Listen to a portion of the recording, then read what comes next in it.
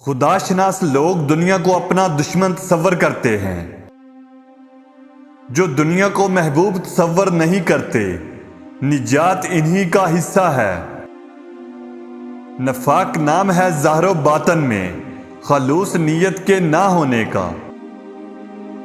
قلیل تقویٰ بھی 1000 برس کے صوم و صلات سے افضل ہے۔ ان اشیاء سے اعتراض کرنا جن سے اللہ تعالیٰ نے اجتناب کا حکم دیا ہے۔ جو قول مسلط امیز نہ ہو اس میں شر پناہ ہوتا ہے۔ فکر ایک ایسا آئینہ ہے جس میں نیک و بد کا مشاہدہ کیا جا سکتا ہے۔ انسان کے لیے ضروری ہے کہ وہ نفع علم، اکمل علم، خلاص و قناعت اور صبر و جمیل حاصل کرتا رہے۔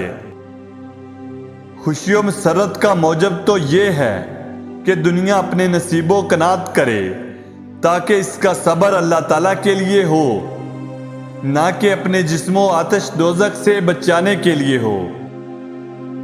حضرت حسن بصری فرماتے ہیں، میں 4 افراد کے متعلق سوچتا ہوں تو حیرت زدہ ہو جاتا ہوں۔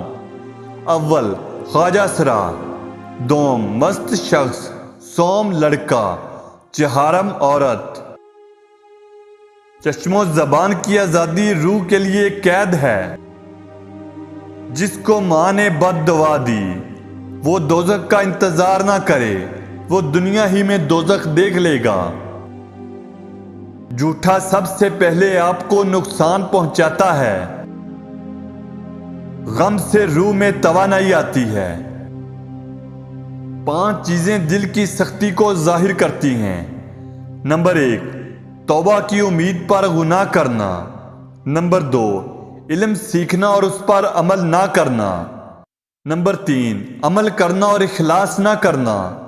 نمبر 4، رزق کھانا اور شکر نہ کرنا۔ نمبر 5، مردوں کو دفن کرنا اور عبرت حاصل نہ کرنا۔ جو توقع تم دوسروں سے کرتے ہو پہلے خود اس کی تکمیل کرو۔ دوستوں اور مہمانوں پر اخراجات کا حساب اللہ تعالیٰ نہیں لیتا۔ نفس سے زیادہ دنیا میں کوئی سرکش نہیں۔